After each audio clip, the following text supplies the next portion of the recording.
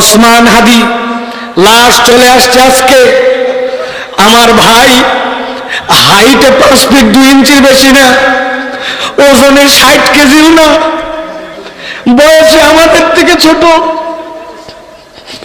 কিন্তু দিন কেমন ভাবে লালন করছে, ইনসাফের পক্ষে কেমন ভাবে দাঁড়াইছে, বাংলাদেশের পক্ষে কেমন ভাবে কথা বলছে, আলেম ওলামার পক্ষে কেমন ভাবে অবস্থান নিছে, আধিপত্যবাদের বিরুদ্ধে নিজের স্পষ্ট ভাষণ দিছে, নিজের একটা আইডিওলজি যেটার সাথে ইসলাম যায় সেটাকে নিয়ে মাথা উঁচু করে দাঁড়াইছে।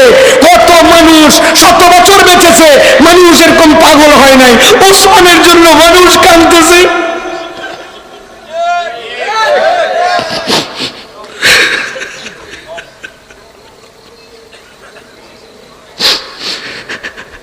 কত মানুষ দেশে রাজনীতি করতেছে, দেখেন এর থেকে বড় বড় পদ আছে, রাজনৈতিক অবস্থান আছে, তাদের বিভিন্ন ট্যাগিং আছে, তাদেরকে টার্গেট করে নাই, টার্গেট করছে ওসমান হাদিকে।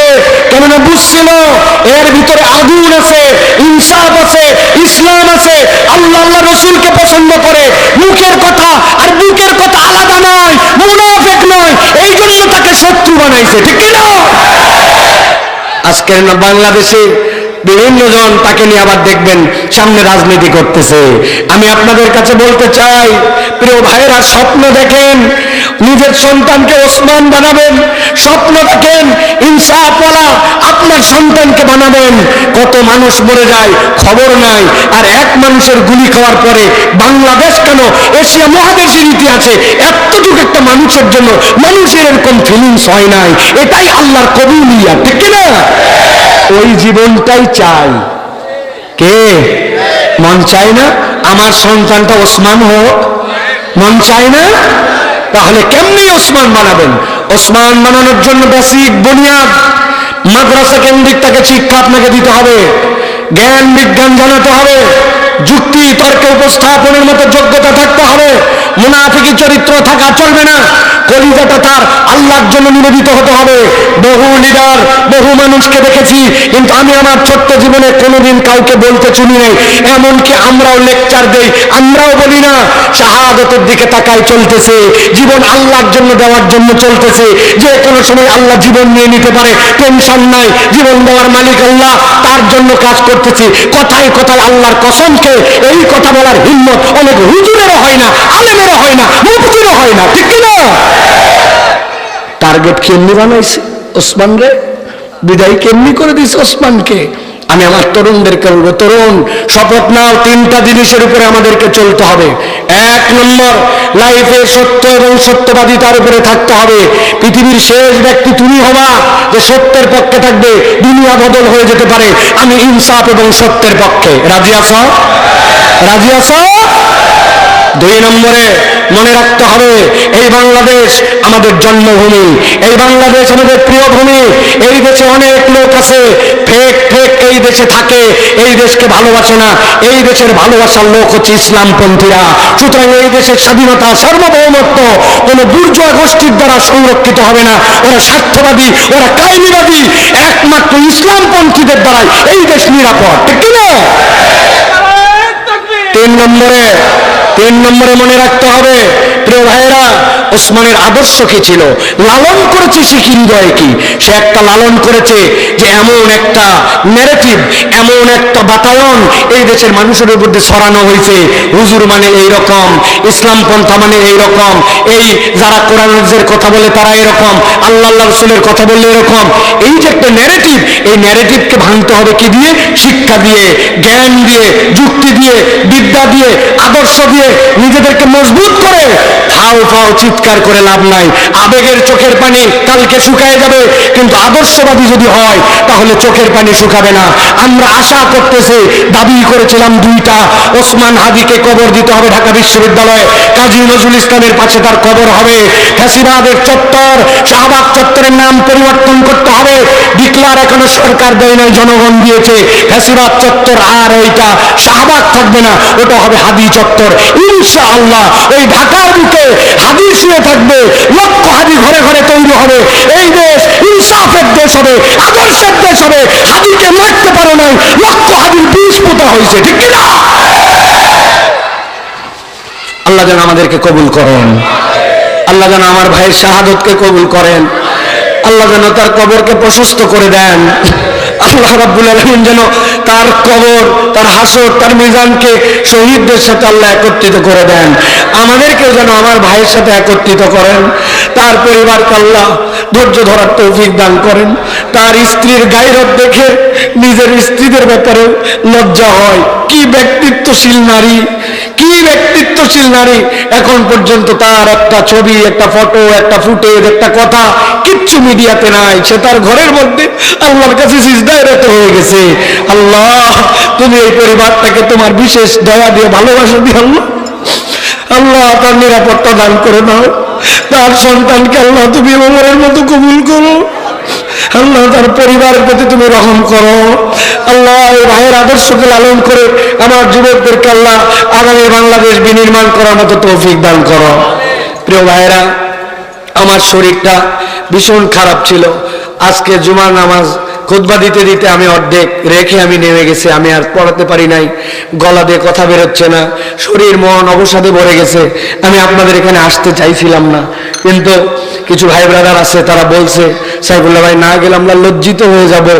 এই জন্য আমি জাস্ট আপনাদের এখানে হাজিরা দেওয়ার জন্য আসছি। যে কথাগুলো বলতেছি প্রত্যেকটা কথায় আমার গলা, আমার শরীরে যে এফেক্ট করতেছে এটা আমি জানি। তারপরে আপনাদের এখানে আসছি, আমি দীর্ঘ কথা বলবো না, তবে নির্ধারিত একটা প্রসঙ্গে ছোট্ট কিছু কথা আপনাদের কাছে বলে যেতে চাই। আমার তরুণ, আমার যুবক ভাইয়েরা, তোমরা যারা আসছো, তোমরা যারা বাইরে ঘোরাফেরা করছো, আমি তোমাদের কাছে নিবেদন করব, প্রিয় ভাইয়েরা, দিনের দিকে মাইল হও। ছোট্ট জীবন, চলে যাবা, কেউ চিনবে না। এই ফাপড়, এই ভাব, এগুলো একটাও কবরে যাবে না। এমন একটা ডেডিকেটেড জীবন যাপন করো যে তুমি চলে যাওয়ার পরে তোমার পদচিহ্ন যেন থেকে যায়, তুমি যেন সমাজে প্রভাব সৃষ্টি করে যেতে পারো। তোমার ব্যক্তিত্বটা সেরকম বানাও। আল্লাহর দিকে আসো, আল্লাহওয়ালা হও, দিনদার হও, চারিত্রিক হও, নিজের চেহারা সুরত চেঞ্জ করো, পোশাক পরিচ্ছদ পরিবর্তন করো। মানুষ তোমাকে সামনে বলে না, কিন্তু পেছনে তোমাকে পছন্দ করে না, চলে যাওয়ার পরে বেয়াদব বলে তোমাকে সম্বোধন করে। এটা কোনো মানুষের জীবন হতে পারে না ভাই। নিজের জীবনটা পরিবর্তন করো। হাদি ভাইয়ের ভিডিওগুলো বারবার দেখো আর চিন্তা করো, সেও তো 30-35 বছরের ছেলে, কেমনি সেই রকম ভাবে ফোকাস হয়ে গেল। আমি কেন তাহলে আমার জীবনকে আল্লাহর জন্য ডেডিকেটেড করতে পারবো না? প্রিয় ভাইয়েরা, আসো, কোরআন শোনার জন্য বসো। এই যে আমরা কোরআন শোনার জন্য আসি, এইটা এমনি এমনি সবাই আসতে পারে না। এটা আল্লাহ রাব্বুল আলামিনের দয়া লাগে। কি লাগে? আল্লাহ বলছেন, নবী যে ঈমান আনে, ওই ঈমানের চিহ্ন থাকে। প্রাথমিকভাবে কেউ যদি ঈমান আনে, ঈমানের চিহ্ন হচ্ছে দুইটা। কয়টা? আওয়াজ করে বলতে হবে, কয়টা? দুইটা। এই চিহ্ন না থাকলে আপনার মুখের ফাপড়ে, মুখের কথায় আপনি ঈমানদার, এটা আল্লাহর কাছে কোনো ভ্যালু নাই। আল্লাহ বলছেন, ইন্নামাল মুমিনুনা আল্লাযীনা ইযা যুকিরাল্লাহ ওয়াজিলাত কুলুবুহুম ওয়া ইযা তুলিয়াত আলাইহিম আয়াতুহু যাদাতুহুম ঈমানা। আল্লাহ বলছেন, নবী বলে দেন, তুমি যদি ঈমানের দাবিদার হও আল্লাহর কাছে, তাহলে তোমার দুইটা চিহ্ন থাকা লাগবে। কেউ যদি আপনারে ডেকে নিয়ে বলে, ও ভাই এদিকে আসেন, একটু এদিকে আসেন, আপনি তার কাছে আগ্রহ করে গেছেন, উপর দিকে আপনারে চোখ তুলাইছে, তুলায় বলছে তাকায় দেখেন, উপরে আপনি তাকাইছেন, কি দেখবে বল? ওই দেখেন ভাই একটা সোফা, ওই সোফার মধ্যে দেখেন 100টা ডাব ধরছে। আপনি চিন্তা করছেন, বলে কি রে, এক সোফায় 100টা ডাব। নিচের দিকে তাকায় দেখে গাছের কোন চিকন, পাতা ঝুরি ঝুরি। বলছে ব্যাককল কোথাকার, আমার কি বেকুব ভাবছিস নাকি? এটা কে বলছে তোরে ডাব গাছ? এটা হচ্ছে সুপারি গাছ। ওই বলতেছে, ভাই ছোটবেলায় সুপারিও যেরকম থাকে, ডাব ওরকম থাকে, এগুলাই বড় হয়ে ডাব হবে। এই কথা যদি বলে, আপনি বলবেন এটা বোকার স্বর্গে আছে, এর সাথে যুক্তি তর্ক করার দরকার নাই। কথা ঠিক কিনা? তার মানে ডাব গাছের চিহ্ন আছে, পাতা আছে, কেমনে ডাব হয় সেইটার আসার আছে। আল্লাহ বলছেন, নবী বলে দেন, ইন্নামাল মুমিনুন, তুমি যদি ঈমানদার হও তোমার একটা প্রাথমিক চিহ্ন আছে। ইযা যুকিরাল্লাহ ওয়াজিলাত কুলুবুহুম ওয়া ইযা তুলিয়াত আলাইহিম আয়াতুহু যাদাতুহুম ঈমানা।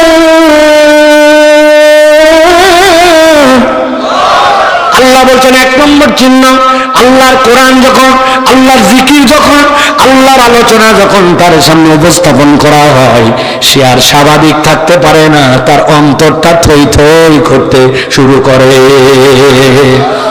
আমি উদাহরণ দেওয়ার জন্য বলি, মাথার মধ্যে ঢুকায় নেন, তরুণরা উত্তর দিবেন, মুরব্বীরা না। আপনাদের এলাকায় গ্যাসের চুলা আছে না ভাই? কথা বলতে আছে? একটা চুলার মধ্যে 2টা মুখ, এই 2টা মুখ দিয়ে জাল জ্বলে, 2টা মুখের মধ্যে 2টা হাঁড়ি বসাইছেন, এক একটা হাঁড়ির পরিমাণ 1 লিটার। 2টা হাঁড়ির মধ্যে 2টা আইটেম দিছেন, ডানেরটার মধ্যে দিছেন আধা লিটার পানি, আর বামেরটার মধ্যে দিছেন আধা লিটার দুধ। জিজ্ঞাসা করব, এবার শুনে থাকলে বুঝে থাকলে উত্তর দেন, চুলার মুখ কয়টা? চুলার উপরে হাঁড়ি কয়টা? হাঁড়ির মাপ কত? কথা বলেন, না বুঝলে আবার বলেন, হাঁড়ির মাপ কত? হাঁড়ির ভিতরে আইটেম 2টা দিছে, ওই 2টার পরিমাণ কত? আধা লিটার। ডানেরটার মধ্যে কি? বামেরটার মধ্যে। নিচের মধ্যে থেকে আগুন লাগাই দিয়েছেন। কুমিল্লার মুসলমান বুদ্ধি খাটায় বলেন, পরিমাণ 1, হাঁড়ি 1, জাল 1, কিন্তু ডানেরটা পানি আর বামেরটা দুধ। আপনি 5 মিনিট পরের থেকেই সতর্কতার সাথে কোনটার দিকে লক্ষ্য রাখবেন, পানি না দুধ? ডানে যারা আসো আমাদের সাথে, তোমরা ওই ডানে কোনায় যারা আছেন আমাদের সাথে, কোনটাই লক্ষ্য রাখবেন? কারণ কি? কারণ দুধের একটা ধর্ম আছে, পানি জ্বলতে জ্বলতে শুকাবে, শুকায় হয়তো পুড়ে যাবে, হাঁড়ি পুড়বে, তবে দুধ পোড়ার আগে উতলাবে, উতলায় হাঁড়ির থেকে বেরোবে, ওইটা পোড়ার পরে আশপাশে গন্ধ ছড়াবে, জনগণকে জানাবে, এরপরে সে শেষ হবে। আবার সুযোগ যদি হয় এমন উতলায় যাবে জাল পর্যন্ত নিভে যেতে পারে। আমার আল্লাহ বলছেন, ইযা যুকিরাল্লাহ ওয়াজিলাত কুলুবুহুম, তুমি বলো আমার ঈমান ঠিক আছে, আমার নাক আছে, চোখ আছে, মুসলমান ঘরেরই সন্তান, দেখতেও তো মুসলমান মুসলমান লাগে, কিন্তু তুমি পানি, তুমি এখনো দুধ হতে পারো নাই। তোমার প্রমাণ দিতে হবে কোরআনের আলোচনা, আল্লাহর কথা, জিকিরের মজলিস, ওয়াজ, এইটার পিছনে তোমার হৃদয়ে যদি আকর্ষণ না হয়, তুমি মানুষ রূপে আছো, মুমিন হতে পারো না। আল্লাহ বলছেন 2 নম্বর কি হবে? আল্লাহ বলছেন, ওয়াইযা তুলিয়াত আলাইহিম আয়াতুহু, আল্লাহর আয়াত যখন সেই তেলাওয়াতটা শুনে ফেলবে। ব্যাখ্যা কি মুফাসসিররা করেছেন, কেবল তেলাওয়াত মানে ইমাম সাহেব পড়লো এটা নয়, বরং এই তেলাওয়াত মানে আল্লাহর হুকুম সে জানে, হালাল জানে, হারাম জানে, আল্লাহর বিধান জানে, এইটাতে তার দিলের মধ্যে এমন আকর্ষণ হবে।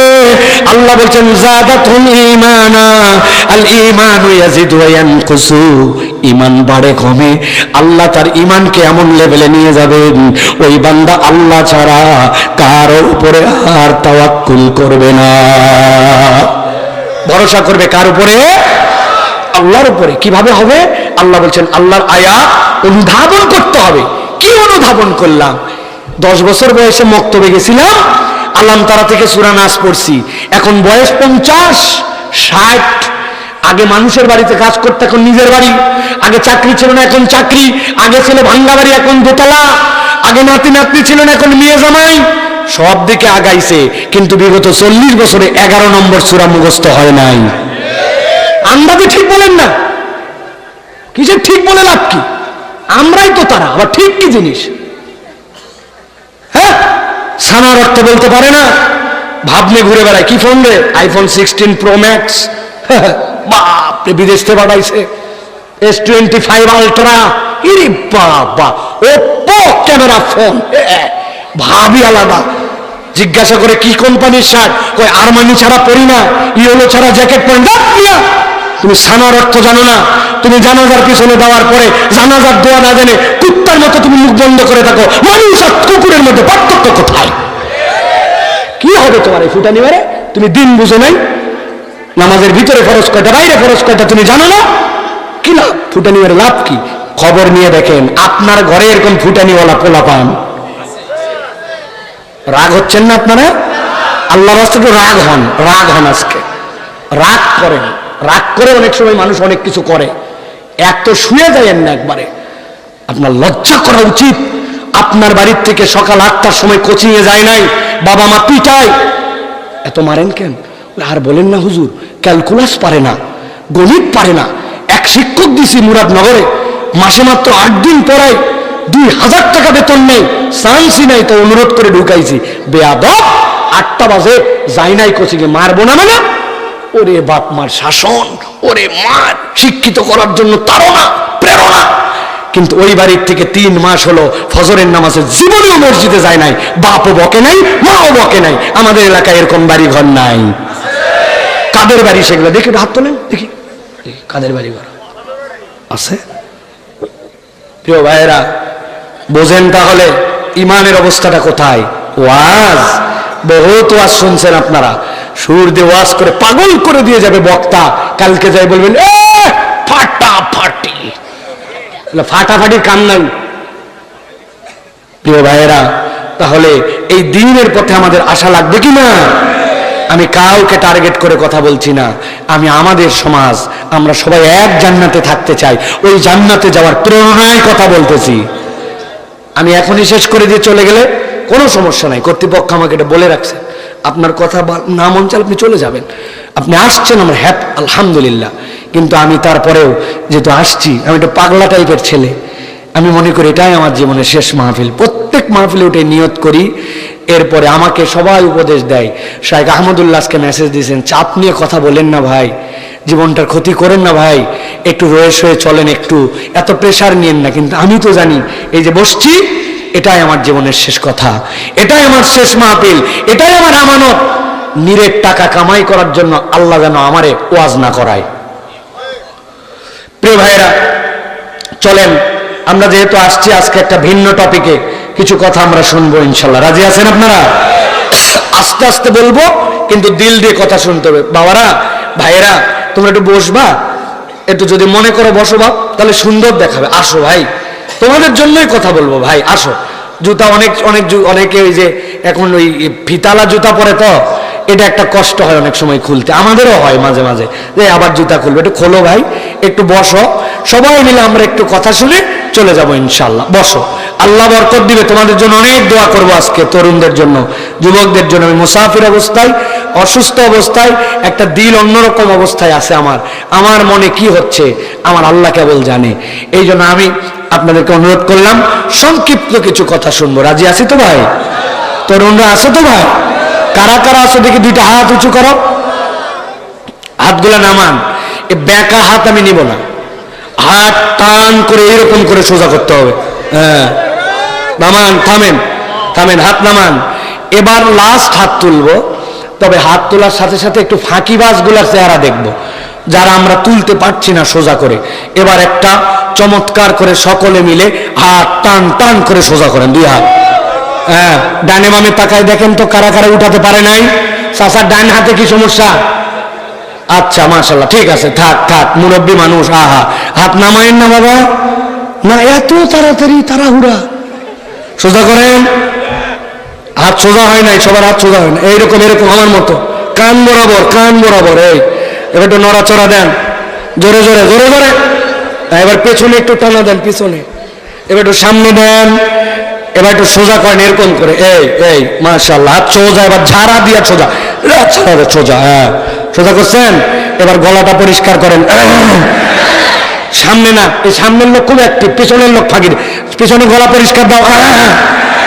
এবার হাতটা বুক বরাবর নেন, এই বরাবর। এবার এই 4টা তাকবীর দিব আমরা।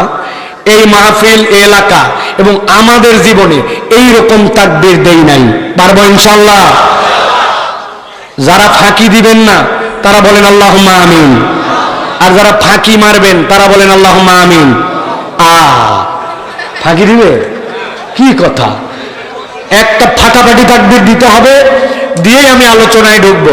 এইরকম তাকবীর জীবনে দেই নাই, পারবো ইনশাআল্লাহ? ওই ওসমান হাদি আজকে আল্লাহর সাক্ষাতে চলে গেছে, আর শাহজিমের রবের কাছে জানান দিতে চাই যে আল্লাহ, আমরা ওসমানের পক্ষে আছি, তার মতো হতে না পারলেও আমরা আল্লাহু আকবারের পক্ষে আছি, ঠিক না? পারবে তরুণরা তাকবীর দিতে? পারবে? বুঝে বলো কিন্তু পারবে? মুরব্বীরা পারবেন?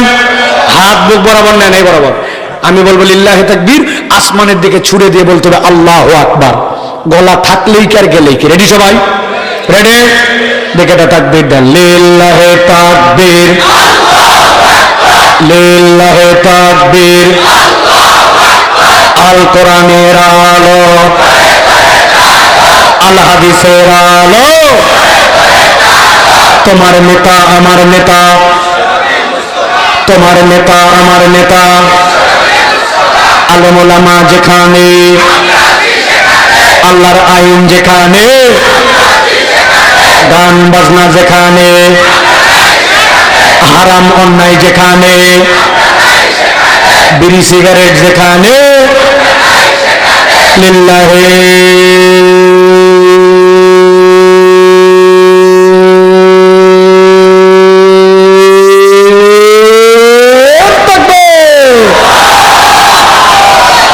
মাশাআল্লাহ, আলহামদুলিল্লাহ। বাইরে যেগুলা ছিল না, ওরা মনে করতেছে মাহফিলের লোকই নাই, দুপুরে বিরিয়ানি খাইয়া ফাঁকিবাজ, ঠিক কিনা? তোমার ন্যূনতম কৃতজ্ঞতা লজ্জা থাকলে তুমি ওই জায়গায় আসতা, ঠিক কিনা? দেখ তো, তুই নামাজেও দেরি করে আইছিস। আজকে উদ্বোধনী মসজিদ 1:15 সময় আইছে উনি, আবার কতগুলো শেষে আইছে তাবারুক নেওয়ার জন্য। খা, রহিম ভাই বলবেন খাওয়ান, দেখ জম্মের খাওয়ান, খাওয়ান খাওয়ায় একে ফকির হয় না, খাওয়াতেই থাকবেন ভাই। ওরা খা, খালি খা করা আর হাগুক, খাক আর হাগুক, আর তোমাদের কোনো কাজ নাই। কপাল পোড়া, ওই আইলের মধ্যে যাই বিড়ি খায়, আইলের মধ্যে বিড়ি খায়, রাস্তার মধ্যে ঘোরে, মেলার মধ্যে আড্ডা দেয়, ওয়াজে আসে না, ঠিক কিনা? এদের নামে আজকে শেষে দোয়া হবে। হ্যাঁ ভাই, ওদের কেমনে ভালো চাকরি হয়, ভালো বউ হয়, বউ কেমনে ছাসানি দেয়, এগুলো সব দোয়া হবে আজকে। সব টেনশন করো না, কেবল ইন্টারমিডিয়েট পড়ো, তোমার যে কতদিন বাকি আছে, কত ধানে কত চাল আজকে টের পাবা। আমি বদদোয়া করবো না, আপনাদেরকে দিয়ে করবো, আর আপনাদের আত্মীয় স্বজন, হুদা আমি দোষ নিব কি জন্য? চলেন আমরা দেরি করব না, মূল আলোচনায়। ছোট্ট একটা টপিক কিন্তু গুরুত্বপূর্ণ, জেনে আমল করার নিয়তে চলে যাব। বলেন আল্লাহুম্মা। 3টা প্রশ্ন করব, উত্তর দিবেন, আলোচনায় ঢুকবো। 1 নম্বর, আল্লাহ কি আমাদেরকে জাহান্নামে নেওয়ার জন্য না জান্নাতে নেওয়ার জন্য সৃষ্টি করছেন? জান্নাতে। 2 নম্বর প্রশ্ন, জান্নাতে তো আমরা যেতে চাই, কিন্তু আমাদের যে আমল, আমাদের যে গুনাহ খাতা, আমাদের যে অবস্থা, এতে কি আমরা জান্নাতে যাওয়ার উপযুক্ত? গুড। 3 নম্বর, আল্লাহর জন্য আমরা জান্নাতে যেতে চাই, সৃষ্টি করেছেন, যে আমলের অবস্থা যাওয়ার উপায় নাই, কিন্তু আল্লাহ সুযোগ দিছেন, যদি কোনো বান্দা আল্লাহর কাছে ক্ষমা নিয়ে নিতে পারে তাহলে আল্লাহ তাকে মাফ করে দিবেন। এ বিষয়ে কি আমাদের বিশ্বাস আছে? ক্লিয়ার? আপনারা একদম চমৎকার শ্রোতা, আপনারা জানেন সব বিষয়, আলহামদুলিল্লাহ। কিন্তু যে বিষয়টা জানি না, জান্নাতে নেওয়ার জন্যই সৃষ্টি, গুনাহ খাতা যা জান্নাতে যাওয়ার উপযুক্ত না, কিন্তু গুনাহ মাফ করলে আল্লাহ জান্নাতে নিতে পারেন, কিন্তু আমি জানি না যে আল্লাহর কাছে ক্ষমা লাভের উপায়টা কি, ঠিক কিনা? অনেকে জানি, বিচ্ছিন্ন বিচ্ছিন্ন জানি, কিন্তু প্রপারলি কোরআন হাদিস থেকে দলিল ভিত্তিক আমরা ক্ষমা লাভের উপায় জানি না। আজকে আমরা শিখব কোরআন হাদিসের পর্যালোচনা অনুযায়ী একটা মানুষের জীবনে ক্ষমা লাভের সর্বনিম্ন মৌলিক উপায় 5টা। একসাথে এক আওয়াজে পিটানো শব্দে বলতে হবে, সর্বনিম্ন ক্ষমা লাভের উপায় কয়টা? হাতগুলা রেডি করেন, ডান হাত এরকম করে নিচে নিচে নিচে নিচে, ডান হাত রিল্যাক্স করে বসেন। বাবারা আসন দিয়ে বসো, নামাজের মতো ওরকম করে বসা যায় না, আরাম করে বসো, রিল্যাক্স করে বসো। হ্যাঁ, ছোট্ট ছোট্ট বাচ্চা দেখছেন, মাসুম বাচ্চা সব চলে আসছে। হাতগুলা ডান হাত রেডি করবেন, জিজ্ঞাসা করব সর্বনিম্ন ক্ষমা লাভের উপায় কয়টা? একসাথে একদম সেনাবাহিনীর মতো শাট করে হাতটা তুলবেন, পারবেন না? দেখি তো, সর্বনিম্ন ক্ষমা লাভের উপায় কয়টা? আরেকবার হাত নামান, কয়টা? কয়টা? মাশাআল্লাহ। কেন এটা করলাম? যাতে আজকের আলোচনাটা বাড়িতে যায় ইনশাআল্লাহ। রাজি তো সবাই? চলেন তাহলে শুরু করি। 1 নম্বরে, কেউ যদি তার জীবনে ক্ষমা পেতে চায়, আল্লাহ বলছেন নবী জানায় রাখেন, ক্ষমা প্রাপ্তির 1 নম্বর আমল হচ্ছে ঈমান এবং নেক কাজ। ঈমান, আল্লাহ বলছেন ওয়াদাল্লাহুল্লাযীনা আমানু ওয়া আমিলুস সালিহাতি মিনহুম মাগফিরাতাও ওয়া আজরান আযীমা। আল্লাহ বলছেন নবী জানায় রাখেন, তোমার আল্লাহ তোমাদের সাথে ওয়াদা করতেছে, ঠান্ডা মাথায় সাবধানের সাথে অনুভব করো, ওয়াদা করতেছেন তিনি কে? আপনার আমার ভক্কর চক্কর ওয়াদা নয়। আপনার বাচ্চা বাজারে যাওয়ার সময় বলছে আব্বা আসার সময় একটা ললিপপ আনবেন আর আমার জন্য একটা চিপস আনবেন, আপনি বলে গেছেন ঠিক আছে বাপ নিয়েই আসবো। বাজারে ঠেলায় আর চাপে বাড়ির কাছে এসে মনে হয়েছে ললিপপ নিতে মনে নাই। আমাদের জীবনে এরকম হয় কি হয় না? বউয়ের সাথে অনেক ভালোবাসা, হঠাৎ করে আবেগ উঠে গেছে, আবেগের ঠেলায় বউয়ের দিকে তাকায় বলছেন ওই যে বিয়ের সময় তোমার হাতের মধ্যে যে গয়না ছিল চুরিটা চিকন হয়ে গেছে, এবার খালি ধান উঠুক, এবার খালি হাতে টাকা আসুক, এই চুরি আর চলবে না। নিয়ে যাওয়ার পরে জুয়েলারির দোকানে এটা ভাঙ্গায়া সাথে আরো 1 ভরি যোগ দিয়া মোটা একটা বালা এবার তোমাকে বানায় দিব। হঠাৎ করে কুমিল্লার লোক খবর পাইছি 22 ক্যারেটের সোনা 2,14,000 টাকা ভরি। এরপরে বইয়ের হাতের দিকে তাকায় না। আল্লাহ রাব্বুল আলামিন বলছেন ওয়াদাল্লাহুল্লাযীনা আমানু, আল্লাহ ঈমানদারদের সাথে ওয়াদা করতেছেন, দুনিয়ার মানুষের মতো নয়। আল্লাহ বলছেন ওয়াদাটা কি? যদি তুমি ঈমান আনো ওয়া আমালুস সালিহাত, আর তুমি যদি একবার নেক কাজ করতে শুরু করো, আমি আল্লাহ জানাম মিনহুম মাগফিরাতাও ওয়া আজরান আযীমা। আমি আল্লাহ রাব্বুল আলামিন ওই মানুষের ঈমানের সাথে নেক আমল যুক্ত হওয়ার কারণে তাকে আমি অটোমেটিক ক্ষমা করে দিব, অটোমেটিক তাকে জান্নাতে ঢুকায় দিব। বুঝার বিষয় হচ্ছে ঈমানের সাথে লাগবে নেক আমল। কি লাগবে? ঈমানের সাথে নেক আমল। এখন যদি জিজ্ঞাসা করা হয় আপনারা কি নেক আমল করেন, আমরা বলবো জি হুজুর কি করি, নামাজ পড়ি, রোজা রাখি, হজ করার নিয়ত আছে, যাকাত দেই।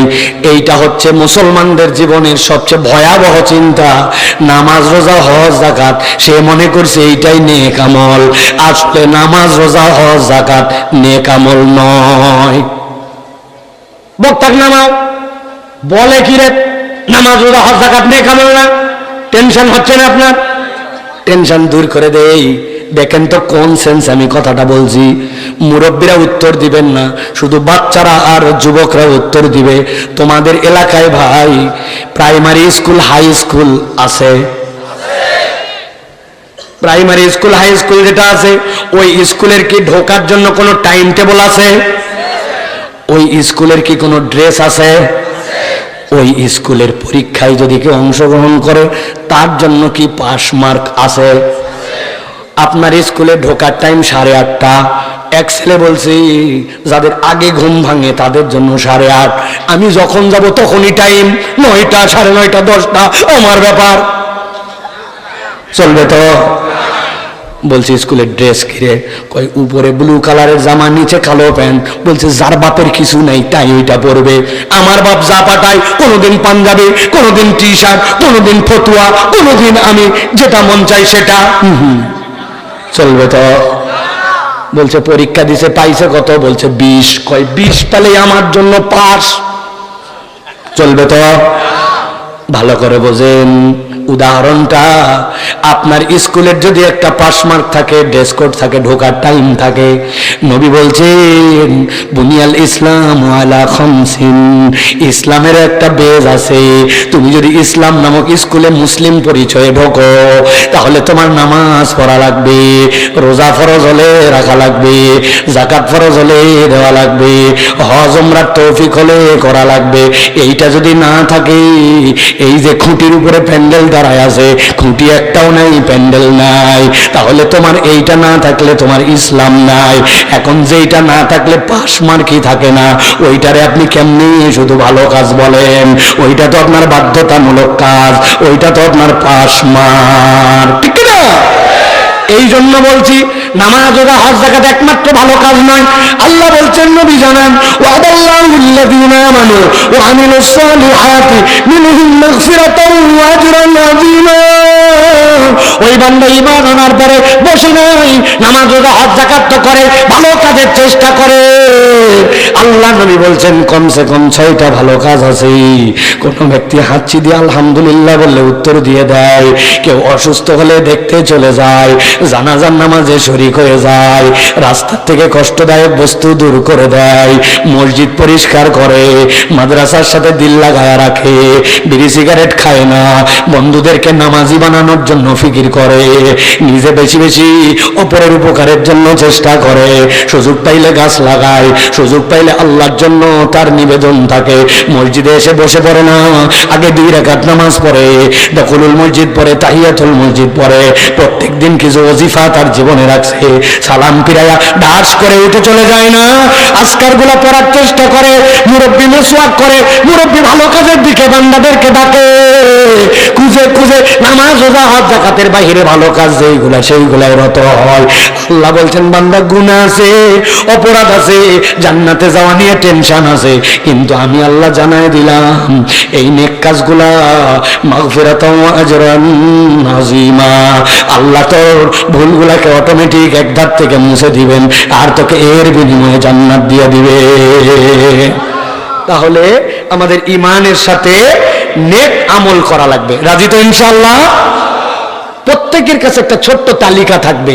আমি এরকম 10টা হাত দেখতে চাই যে হুজুর নামাজ রোজা হজ যাকাত এইটাই মনে করছিলাম নেক কাজ, আমি নতুন 5টা ভালো কাজ করব, প্রতিদিন 10 বার আল্লাহ নবীর প্রতি দরুদ পড়ব। কথার কথা বলতেছি, ফর এক্সাম্পল, যে আমার কাছে চাইবে, প্রথম যে চাইবে তাকে কখনো ফেরত দিব না। আমার সাধ্যের মধ্যে 10টা মানুষকে নামাজের জন্য ডাকবো, আমি 10টা গাছ লাগাবো, রাস্তার কালভাটের ওই জায়গাটা একটু 2 গাড়ি মাটি দিয়ে দিলে সুন্দর হয়ে যায়, একদিন মসজিদ ঝাড় দিব। আমি হুজুর এরকম প্ল্যান করতেছি, আমি নেক কাজ বুঝি নাই, খতিব সাহেবের কাছে আসছে, ইমাম সাহেবের কাছে আসছে, হুজুর আমাকে শিখাই দেন নেক কাজ কি আছে। গুগলে সার্চ করে লিখছে, চ্যাট জিপিটিকে জিজ্ঞাসা করছে, আমার বয়স এত, আমার নাম এত, আমাকে শিখাই দাও তো, আমি কয়টা নেক আমল করতে চাই। এরকম প্ল্যান করে আগামীকাল থেকে 10টা মানুষ চলবে। কারা কারা হাত তোলেন? রাজি আছেন ইনশাআল্লাহ? হাত বেশি তুললে গুনাহ হবে না, কিন্তু কথা দিতে হবে, লিখতে হবে, আপনার কাছে একটা ছোট্ট লেখা থাকবে। রাজি আছেন ইনশাআল্লাহ? আলহামদুলিল্লাহ, মাহফিল সাকসেস, আলহামদুলিল্লাহ বলে। তাহলে 1 নম্বর, 5টার 1, ঈমান এবং নেক আমল মনে থাকবে তো।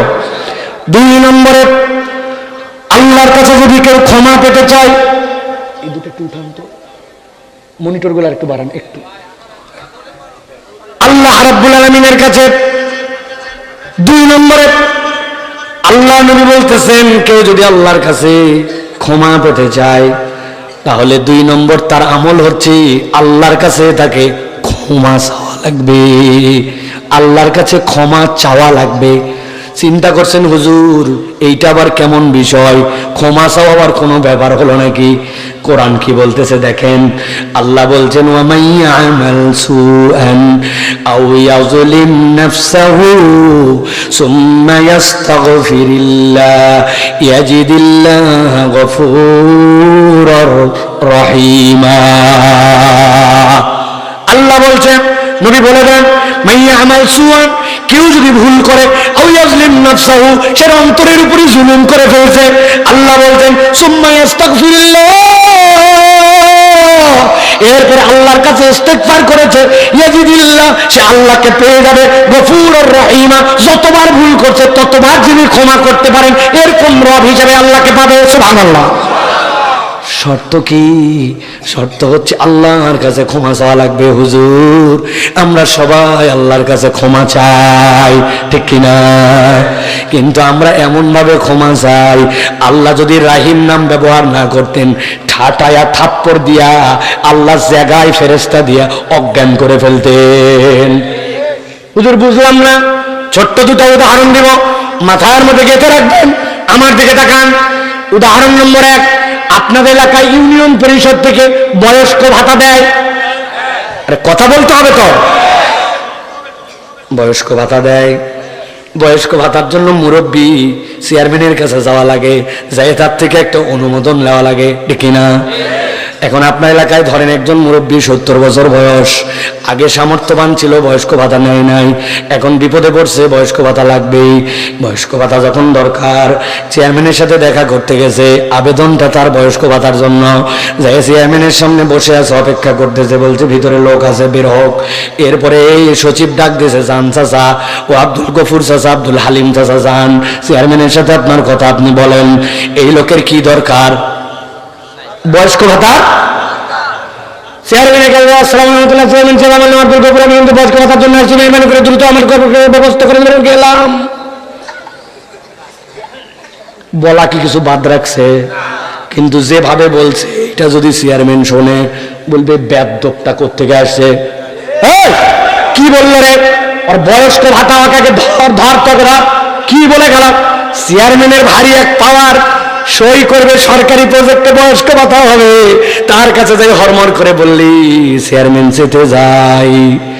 আর যদি আপনার বেটাকে অন্যায় করে ধরে নিয়ে থানায় চলে গেছে, আপনি থানায় গেছেন, ভাই যে নামে ধরে নিয়ে আসছেন এটা ওই ছেলে না, বাপের নাম ভুল হয়েছে, বেটার নাম এক, মেহরবানি করে একটুখানি তাকে মুক্ত করার জন্য আপনি গেছেন, থানায় যাই যদি আপনি ওসিকে বলেন, যার কোনো পাওয়ারই নাই, এখন ওসি সাহেব আমার বেটাকে ধরে নিয়ে আসছেন, তাড়াতাড়ি করে ছাড়িয়ে দিবেন, না দিলে কিন্তু খবর আছে গেলাম।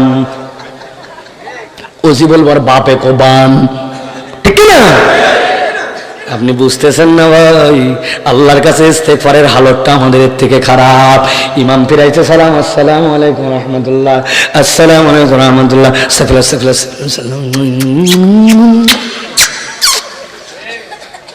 কথা বলেন, আস্তাগফিরুল্লাহ আল আযীম, এইটুকু পর্যন্ত আল্লাহর কাছে নিবেদিত হয়ে পড়ে না। আল্লাহ এই জন্য বলছেন, ওয়ামান ইয়া'মাল সুআন আও ইয়াজলিম নাফসাহু সুম্মা ইয়াস্তাগফিরুল্লাহ, আল্লাহর কাছে চাওয়ার মতো চাওয়া লাগে, বান্দা এমন ভাবে চায় ওই চাওয়াটাই একটা বেয়াদবি, ঠিক না? এমন একটা ভাব জানি আমার কোনো গুনাই নাই, অথচ আজকে সকাল থেকে মোবাইলে যা হারাম দেখছি, নিজের লেপের মধ্যে নিয়ে যে এটা দেখছি, পার্সোনাল রুমের মধ্যে যেই গুনাহ করছি, বাথরুমের ভিতরে যে গুনাহ হয়ে গেছে, মুরব্বী জমির আইল ঠেলে যে গুনাহ করছে, মুরব্বী গরুর খুঁটি ছাগলের খুঁটি ইচ্ছা করে ঢিল ঢিল করে রাখছিল, একটু ধাক্কা দিয়ে যায় খেতে ঢুকছে, ও জানে কোন পর্যন্ত ঘাটলে ও ভালো তো না, কোন পর্যন্ত গাড়ি দিলে উঠতো না, জানে, ওই খবরও আল্লাহর কাছে আছে, আসেনি? কিন্তু ভাবটা এমন ড্যাম কেয়ার। আল্লাহ বলছেন এই জন্য আল্লাহর কাছে চাওয়ার মতো চাও। এখানে কেউ আছেন নাকি ভাই? একটু আমাকে জানাবেন, আপনার দোয়া নিয়ে যাব। হুজুর দেখলে বলে হুজুর দোয়া করেন, ছেলের জন্য দোয়া করেন, আল্লাহর ছেলেটার চাকরি যেন দেয়, ছেলেটা যেন চক্ষু শীতলকারী হয়। কিন্তু আপনি এমন বাপ, শেষ রাত্রে উঠে সিজদার মধ্যে আধা ঘন্টা ছিলেন, চোখগুলা দিয়ে মনে হচ্ছে রক্ত বের হয়ে যাবে। আল্লাহ আমার ছেলেকে নেককার বানাও, আল্লাহ আমার ছেলেকে দিনদার বানাও, আল্লাহ আমার ছেলেকে তুমি বাইজিদ বোস্তামি বানাও, আল্লাহ আমার ছেলেকে তুমি ইমাম নববী বানাও, আল্লাহ আমার ছেলেকে তুমি যুগ শ্রেষ্ঠ আলেম বানাও। আধা ঘন্টা ধরে আল্লাহর কাছে দোয়া করতে করতে ডুকরায় ডুকরায় কাঁদছে, নিজের ক্ষমার জন্য হাত তুলছে না তুলছে, হাত ছুটে পড়ে যেতে চাই, আবার তোলে হাত। আধা ঘন্টা ধরে আল্লাহর কাছে শুধু বলছে আস্তাগফিরুল্লাহ, আল্লাহ ছোট গুনার জন্য, বড় গুনার জন্য, জানা গুনার জন্য, না জানা গুনার জন্য, এমন গুনার জন্য যেটার কথা মনে নাই। ও আল্লাহ রে, ছোটবেলায় কত বাড়ির পাশ দিয়ে যাচ্ছিলাম, একটা ঢেল তুলে মেরে দিয়েছিলাম, বড়ই পড়ছিল, ওখান থেকে দুইটা মুখে তুলছিলাম, দুইটা পকেটে, মনেই নাই গুনাহ হয়ে গেছে। কার গাছের আম পাড়ে খাইছিলাম, কারে যেন গালি দিয়ে দিয়েছিলাম, আল্লাহ মনেই নাই, মনেই নাই। ওয়া ইন্নাসিনা ওয়া আখতানা রব্বানা ওয়ালা তুহাম্মিলনা মা লা তাকাতা লানা বি। আধা ঘন্টা ডুকরায় ডুকরায় কান্দে ইস্তেগফারের নিয়তে। সপ্তাহে একবার, মাসে একবার, বছরে একবার, জিন্দেগিতে একবার, দুই সিজদা আধা ঘন্টা, হাত তুলে দোয়া আধা ঘন্টা, খুঁজে পাওয়া যাবে? আমার আল্লাহ এই জন্য বলছেন বান্দা বোঝো, সুম্মা আস্তাগফিরুল্লাহ, এটা কথার কথা বলি নাই। আল্লাহর কাছে ক্ষমা নেওয়ার জন্য নিবেদিত মন লাগবে, আল্লাহ দেওয়ার জন্য রেডি, নেওয়ার লোক রেডি না। ভাইয়েরা, ক্ষমা চাই। ক্ষমা চাওয়ার 2 নম্বর শর্ত হচ্ছে আল্লাহর কাছে আপনাকে চাওয়ার মতো চাওয়া লাগবে। ওয়াদা করেন 5টা বান্দা, হুজুর আল্লাহর জন্য আমি 5-10 মিনিট করে এখন করে সময় একটু বের করে রোনাজারি করে করে আল্লাহর জন্য ইস্তেগফার করব। রাজি আছেন? সন্তানের জন্য একটু সিজদায় পড়ে কান্দেন, আল্লাহ হাফেজ খানায় দিছি, আল্লাহ স্কুলে দিছি, মাদ্রাসায় দিছি, আল্লাহ ওরে তুমি বড় করো, আলেম বানাও, আলেম বানাও। আপনার দোয়া পাহাড় সমান হবে, কমতে কমতে কমতে কমতে তো একটা ঢিপি হবে, কিন্তু আপনার দোয়াই ঢিপি, ও তো আগেই ভেঙে চলে গেছে, ঠিক না?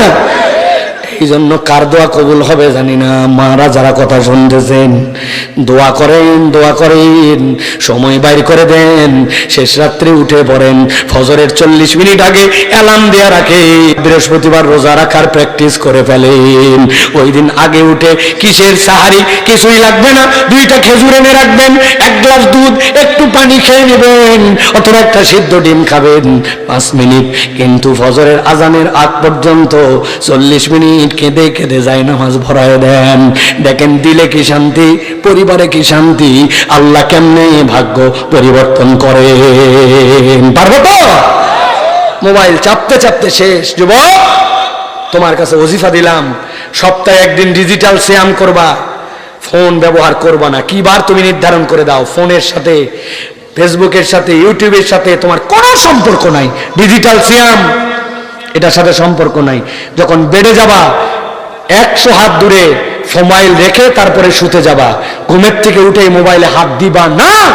ঘুমের থেকে উঠে ঘুমের দোয়া পড়বা, ডান হাত দিয়ে মুখটা মুছবা, এরপরে ওযু করবা, তারপরে সুন্দর করে মসজিদে যাবা, মসজিদ থেকে এসে তারপরে মোবাইল। ঘুমানোর আগেও মোবাইল না, ঘুমের থেকে উঠেও মোবাইল না। দেখো তোমার লাইফ কেমনে চেঞ্জ হয়। আর এখন কয় হাতে সময়ই নেই, দেখতে দেখতে শুক্রবার, দেখতে দেখতে দিন পার, দেখতে দেখতে দিন পার। স্ক্রিন টাইম চেক করে দেখো, সেটিংস থেকে যাই বের করে, তুমি সারাদিন কতক্ষণ ঘুতাইছো, ফেসবুক, ইউটিউব সব চলে আসবে। তুমি অবাক হয়ে যাবা, 8 ঘন্টা গড়ে বাঙালি এখন স্ক্রিন টাইমে পার করে। 3 নম্বরে বান্দা যদি ক্ষমা পেতে চায়, আল্লাহ বলছেন তার 3 নম্বর ক্ষমা লাভের উপায় তওবা। বিরক্ত হচ্ছেন না তো ভাই? ভাঙা গলায় বলতেছি, তারপরও শোনেন। 3 নম্বর হচ্ছে তওবা। অনেকে গুলাই ফেলছেন, ইস্তেগফার তো করলাম, আবার তওবা কেমনে আসলো? আল্লাহ কোরআনে বলছেন, ওয়া হুয়াল্লাযী ইয়াকবালুত তাওবাতা আন ইবাদিহি ওয়া ইয়াফু আনিস সাইয়্যাত ওয়া ইয়ালামু মা তাফআলুন। আল্লাহ বলছেন, দুনিয়ার মানুষ, তিনি তো সেই আল্লাহ যিনি তোমার তওবা কবুল করেন বান্দার পক্ষ থেকে। ওয়া ইয়াফু আনিস সাইয়্যাত, তার গুনাহগুলোকে ক্ষমা করে দেন। ওয়া ইয়ালামু মা তাফআলুন, তুমি জীবনে যা করছো একমাত্র সব জানেন যিনি, তিনি কে? সব জানেন কে? গোপনেরটা জানেন কে? প্রকাশেরটা জানেন কে? আওয়াজ দিয়ে বলেন, অন্তরের মধ্যে চিন্তার খবর জানেন কে? আল্লাহ বলছেন সব মাফ করব, জানি বলেই তো মাফ করব। কেমনে পাবি মাফ? আল্লাহ বলছেন তওবা কর। ইস্তেগফার আর তওবার পার্থক্য কি? মুফাসসিররা ব্যাখ্যা করেছেন দীর্ঘ, আমি ছোট্ট একটা জিনিস বুঝাই। আল্লাহ বলছেন তুবু ইলাল্লাহি তাওবাতান নাসুহা, তওবা করো নাসুহা। তওবা কেমন তওবা? নাসুহা মানে কি? আল্লাহ বলছেন, নবী জানায় দেন, এই নাসুহা শব্দটা 2টা মূল ধাতু থেকে আসছে, একটা নাসহাতুন আর একটা নাসাহাতুন। যদি নাসাহাতুন হয় তার মানে হচ্ছে বান্দা ফেরত চলে আয়, আগে যেখানে ছিলি তুই সেই জায়গায় আয়। তুই আগে ছিলি কোন জায়গায় জানিস? আলাস্তু বিরাব্বিকুম, আমি কি তোমাদের রব নয়? কলু বালা, সবাই বলছিল হ্যাঁ আল্লাহ তুমি রব। তোর পয়েন্ট তাহলে রব, তুই ফেরত আয় তোর রবের কাছে। আর এইটার মানে যদি নাসহাতুন হয়, নুন সাদ হাতা, তার মানে কুমিল্লা অঞ্চলের লোক আপনারা দেখেছেন, যখন নাতি হবে, পোতা হবে, দাদি নানিদের ব্যস্ততা আছে, কি বানায়? কাঁথা বানায়, ঠিক কিনা? কাঁথা কি দিয়ে বানায়? আমাদের এলাকায় বানায় বাপের পুরাতন লুঙ্গি, মায়ের শাড়ি, বিছনার চাদর যেগুলো পুরাতন হয়ে গেছে, টান দিলে পরপর করে ছিঁড়ে যায়। প্রথমে দিছে নিচে শাড়ি, মধ্যে দিছে ওই চাদর, আবার উপরে দিছে লুঙ্গি, এবার বড় বড় ফোঁড় দিয়ে দিয়ে প্রথমে আটকায় নিছে, তারপরে মিহিদানা ছোট্ট ছোট্ট করে ফোঁড় দিয়ে দিয়ে ওইটা যখন বানানো শেষ, যেটা পরপর করে আগে ছিঁড়তো এখন দুইজন মিলে টান দিলেও কাজ হবে না, 6 মাস প্রসাব পায়খানা করে প্রত্যেক দিন ধোয়ার পরেও ছেড়ে না। আল্লাহ বলছেন তুবু ইলাল্লাহি তাওবাতান নাসুহা, ওই নাসুহা মানে নাসহা, ভাঙ্গা সম্পর্ক আল্লাহর সাথে ছিল, এখন তুই আবার জোড়া লাগায় ফেল, আল্লাহর দিকে চলে আয়, আগে যা করছে আল্লাহ সরি, ভবিষ্যতে করব না, এখন আমি অনুতপ্ত, এই হৃদয় নিয়ে যদি একবার বান্দা আল্লাহর কাছে ফেরত আসে। আল্লাহ নবী বলছেন এক লোক মরুভূমিতে গিয়েছিল, 7 দিনের সফর, 3 দিন পার করে মরুভূমিতে তার উটকে বেঁধে রেখেছে, উটের থেকে নিচে নেমে একটু আরাম করছে, উটের মধ্যে খাবার, উটের মধ্যে পণ্য, 3 দিন গেছে, যাওয়ার পরে উঠার পরে দেখে উট নাই, পালাই গেছে। মরুভূমিতে যদি কোনো উট পালায় জিন্দেগিতে ব্যাক করে না, 3 দিন হেঁটে আসবে সুযোগ নাই, 3 দিন সামনে যাবে সুযোগ নাই, নিশ্চিত হয়ে গেছে 1-2 দিন বাঁচবো, যে রোদ, খাদ্য নাই, পানি নাই, নিশ্চিত মৃত্যু। ওই বান্দা টেনশনে আবার ঘুমায় গেছে, যেই না আবার যখন দ্বিতীয় ঘুম ভাঙছে, তাকায়া দেখে পালানো উট মরুভূমির তার পাশে এসে আবার দাঁড়ায়া আছে। কেমন খুশি হয়েছে? খুশি হয়ে বলতেছে, আয় আল্লাহ তুই আমার গোলাম, আমি তোর রব। উল্টা হালাইছে, আনন্দের ঠেলায় কথা বদল হয়ে গেছে। বলছে আল্লাহ কেমনে যে কৃতজ্ঞ হব, তুই আমার বান্দা, আমি তোর গোলাম, উট ফেরত পাঠাইছিস। আল্লাহ নবী বলছেন হারানো উট পেয়ে উটের মালিক যেরকম খুশি হয়, কোন বান্দা 1000 গুনাহ করুক না কেন, একবার যদি তওবা করে আল্লাহর কাছে ফেরত আসে, ওই হারানো উটের মালিকের থেকে বেশি আল্লাহ বান্দার প্রতি খুশি হয়ে যায়। তাহলে কেন তুমি ফেরত আসবে না? নামাজ বাদ দিয়েছিলাম, আল্লাহ তওবা করে আজকে ফজর থেকে নিয়ত করে ফেললাম। অনেক হুজুর ওয়াজ করছে টাকনুর নিচে কাপড় পরা যাবে না, এতদিন বুঝি নাই আল্লাহ, আজকে বটি দিয়ে কেটে বাদ দিয়ে দিলাম। বাপ মার সাথে বেয়াদবি করতাম, আর করবো না। বিড়ি সিগারেটের মুখে ধরবো না, হারামে চোখ দিয়ে দেখবো না, কান দিয়ে গান শুনবো না। আল্লাহ শপথ দিলাম, আল্লাহ ফেরত আসলাম। আল্লাহ সকাল থেকে তোমাকে জান্নাতি মানুষ বানাবে, সুবহানাল্লাহ। কিন্তু শপথ নিয়ে আসতে হবে, তওবা করতে হবে। অতএব ক্ষমা পাওয়ার 3 নম্বর আইটেম হচ্ছে তওবা। 4 নম্বর অটো পাস। আওয়াজ দিয়ে বলতে হবে 4 নম্বরটা কি? এখানে কারা কারা অটো পাস পাইছিল? 2-1 আছে নাকি এরকম? নাই? করোনার সময় রেজাল্ট অটো পাস এরকম কেউ নাই? আয় হায়, আছে আছে, লজ্জার কি আছে ভাই? তোমরা দোয়া করো আবার করোনা আসুক।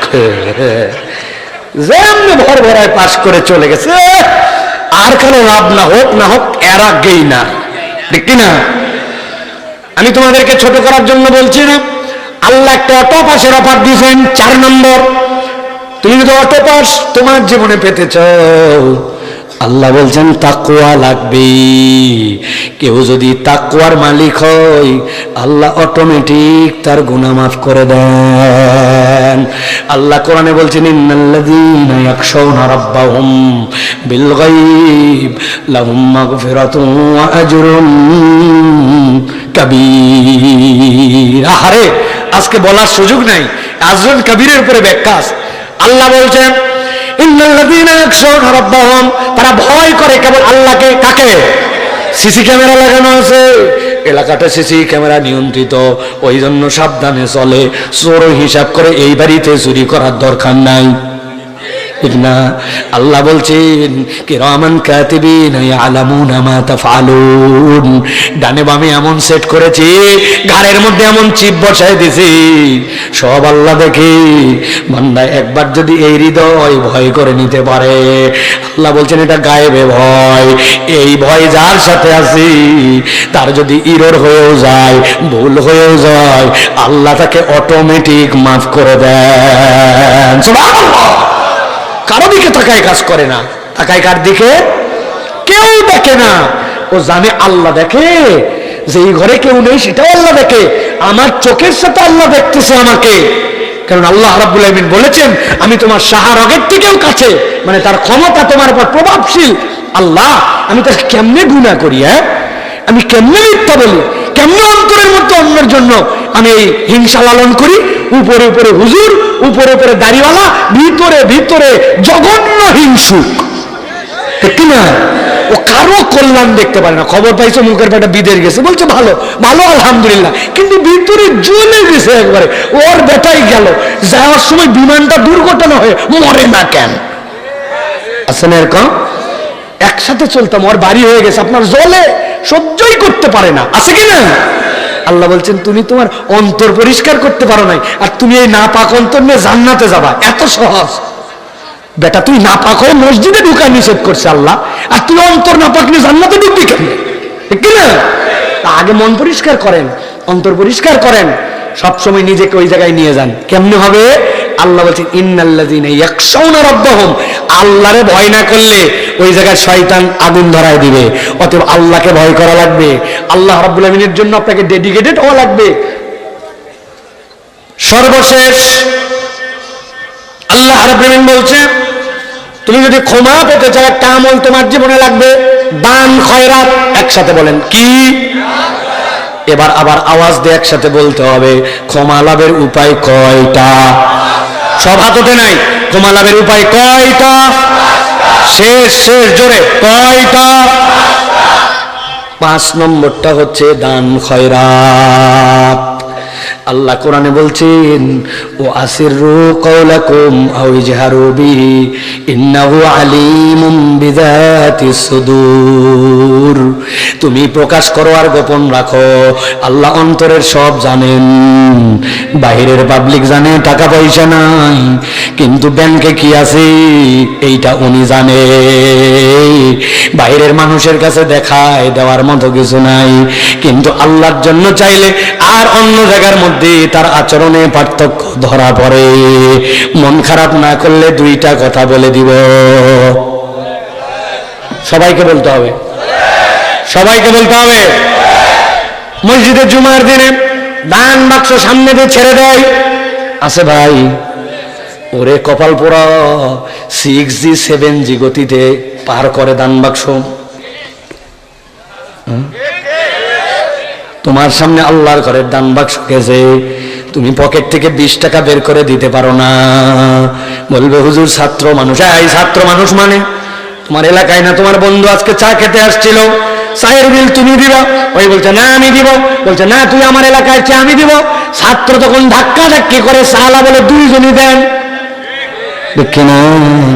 তুমি 2 চা 2 বিস্কুট খেয়ে 20 টাকা খরচ করো, মোবাইলে MB তুলে মাসে 300 টাকা খরচ করো, গায়ের পাঞ্জাবি আয়রন করলে 8 টাকা দেওয়া লাগে, মুরব্বি ঠিক ঠিক বকেন না, 1 চা 1 পান 10 টাকা, এরপরে আবার বিকালবেলা 20 টাকা।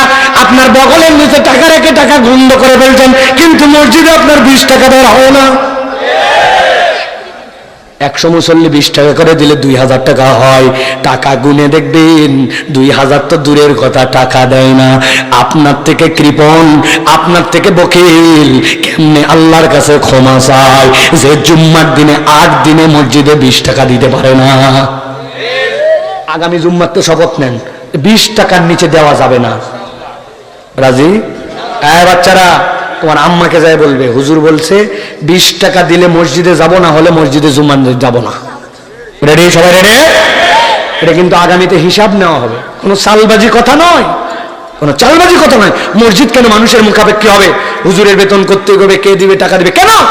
মসজিদের বিল কেন মানুষের থেকে নিবে? আপনি 100 মুসল্লির মসজিদে 2000 করে মাসে 10,000 টাকা উঠে যায়, আর মসজিদে টাকা গুনে দেখা যায় সিরা ফাটা। মুরব্বীরা তো টাকা মনে হয় কবরে নিয়ে যাবে একবারে। চা খাওয়ার সময় দম ফুরায় না, ফুটানি মারা দম ফুরায় না, আল্লাহর ঘরে দান করতে পারে না। 20 টাকা তো নিম্নে বললাম, আপনার তো 200-500 টাকা দেওয়া উচিত, ঠিক না? 1 নম্বর এই জন্য দান খয়রাত। আল্লাহ নবী সাল্লাল্লাহু আলাইহি ওয়াসাল্লামের বড় দানবীর কেউ ছিলেন না আল্লাহর দুনিয়ায়, তিনি এত দান করেছেন। এক মহিলা সাহাবী আসছেন, এত বড় একটা বাটি নিয়ে, ওই বাটির মধ্যে 2টা খেজুর। খেজুর কয়টা? একটা শশা এতটুকু, আরবের শশা কালো, যারা গেছেন মক্কা মদিনায় খাইছেন আপনারা, কালো শশা এতটুকু নবীজিকে দিয়েছি। আল্লাহ নবী মোহব্বত করে দান গ্রহণ করছেন, করার পরে বেলালকে ডাক দিয়েছেন, বেলাল খাজানচি খানার থেকে আমার যেই অর্নামেন্টসের আমার যে অংশ আছে নিয়ে আসো। নিয়ে আসার পর আল্লাহ নবী হাত ঢুকাই দিয়েছেন, যতগুলা সোনা দানা মালা হার উঠছে সবগুলোই বাটির মধ্যে দিয়েছেন, দিয়ে বলছেন তুমি 2টা খেজুর 1টা শশা, আমি মুহাম্মাদুর রাসূলুল্লাহ 1 মুঠ সোনা। সবচেয়ে বেশি কিভাবে দান করা যায় নবী দেখায় গেছেন। এই জন্য ক্ষমা পেতে চাইলে দান করা লাগে। সাথে একটা টেকনিকের কথা বলে দেই, সাইয়েদনা আলী রাদিয়াল্লাহু তাআলা শিখিয়েছেন, তওবা করি না আমরা, ভুল হলে সরি বলি না, আলী রাদিয়াল্লাহু তাআলার নিয়ম ছিল যতবার তওবা করতেন ততবার সাদাকা করতেন, নিজের উপরে নিজে পানিশমেন্ট নির্ধারণ করতেন। মিথ্যা কথা বলবো না বলছি, কালকে একটা মিথ্যা বলে ফেলছি, যা 100 টাকা দান করছি, আবার মিথ্যা যদি হয় 2 রাকাত নামাজ পড়বো 100 টাকা দিব। আপনি 5 বার 5টা মিথ্যা বলে 500 টাকা দিয়ে দেখেন, শয়তান বলবে একদম মিথ্যা কথা বলাস না, বিশাল লস কিনা। 2 রাকাত নামাজ পড়ে বলছে যে আর যদি আমি গীবত করি তাহলে পুরা সপ্তাহ 3টা রোজা রাখবো, আল্লাহর কসম দিয়ে দিছেন। 3 রোজা রাখলে মুখ বলবে গীবত তো দূরের কথা, আশপাশে যাইস না, কেউ গীবত করলে তাকে বলে থাপ প্রায় শেষ করে দিও, সব গত সপ্তাহে 3 রোজা রাখা লাগছে তোর জন্য, ঠিক কিনা। ক্ষমা লাভের এগুলো হচ্ছে উপায়, সালাফরা এগুলো প্র্যাকটিস করে গেছেন। আমরা তাহলে চেষ্টা করবো তো ইনশাআল্লাহ। খবরদার কুঞ্জুস হবেন না, এইটা এমন, এটা হচ্ছে একটা ড্রেন, আপনি দিতে থাকবেন পিছন থেকে আসতে থাকবে, আর যদি আটকায় রাখেন আপনার আর আসবে না, শেষ, দিবেন আর আসবে, দিবেন আর আসবে, আপনি হিসাব মিলাতে পারবেন না ইনশাআল্লাহ। সামর্থ্য অনুযায়ী যার যতটুকু আছে দিতে থাকবেন, না পারলেও সুন্দর কথা বলবেন। শেষ গল্প আজকে, এক লোক খুব দানবীর, সবাইকে যে চাই ফিরায় না, কিন্তু একদিন একটা বাচ্চা তার কাছে যে চাইছে, চাচা এতিম মানুষ আমার একটু কিছু দেন, মুরব্বী দেওয়ার নিয়তে পকেটে হাত দিছে, কিরে 2 পকেটে মানি ব্যাগ নাই উপরে এই জায়গায়, আহারে টাকাও নাই, মানি ব্যাগ ভুল করে ছেড়ে আসছে, হয় না এরকম? লজ্জায় মুরব্বী লাল হয়ে গেছে। ওই বাচ্চাকে বলছে, বাবা রে তুই চাইলি আর এই দিনেই আমি মানি ব্যাগ আনি নাই, বাবা কিছু মনে করিস না, এরপরে যেদিন দেখা হবে তোকে দিয়ে দিব, আজকে কষ্ট নিস না বাপ, দিতে পারবো না। ওই ছেলে এই কথা শুনে সাথে সাথে চোখ ছলছল করে বলছে, আল্লাহ এই মুরব্বী যেন মানি ব্যাগ ছাড়াই খালি বাইরে হয়। মুরব্বী আরো লজ্জায় পড়ে গেছে, যাই আমি তো সত্যি সত্যি বলছি, কিন্তু ওই মনে করলো কি আর কি বদদোয়া আমার নামে করলো। এই কথা বলে মুরব্বী মাথায় হাত দিয়ে আবার বলছে, বাপরে এরকম কথা বলিস না বাপ, এরপরে তো ডবল দিয়ে দিব। ওই বাচ্চা তখন হাউমাউ করে কাঁদতে লাগছে, কাঁদে বলতেছে, চাচা আপনাকে বদদোয়া করি নাই, আপনার কাছে চাইছি নাই, আরেকজনের কাছে যাব পাবো, আরেকজনের কাছে চাবো পাবো না, আরেকজনের কাছে পাবো। কেউ দেয়, দেওয়ার সময় ভালো বলে দেয়, কেউ বা বলে যা বিরক্ত করিস না, কেউ তারাই খেই খেই করে, আবার দেওয়ার সময় এরকম করে। কিন্তু বিশ্বাস করেন আজকে আপনার মানিব্যাগ না থাকার কারণে যেভাবে মাথায় হাত বুলাই দিয়েছেন, যেভাবে আদর করছেন, টাকা তো পাই, আমাদেরকে কেউ আদর করে কথা বলে না। এই জন্য বলছি মানিব্যাগ না থাকলে আরেকদিন আদর পাবো, টাকা তো সব জায়গায় পাবো। এই যে মানুষের প্রতি সহানুভূতিশীল হওয়া, নরম করে কথা বলা, যুবকরা ইয়াংরা মুড দেখাতে যায় আচরণ বদলায় ফেলছে। সব সময় গরম গরম কথা, চ্যাটাং চ্যাটাং কথা, কথার মধ্যে একটা নিজেকে বিজয়ী করা, নিজেকে উপরে রেখে কথা বলা, আল্লাহ এটা পছন্দ করে না। কুলু কওলান লাইয়িনা, নরম করে কথা বলো। টাকা নাই তাই কি, দান করতে পারছিস না তাই কি, আমার কথাতে তার দিল ভরে যাবে, ঠিক না?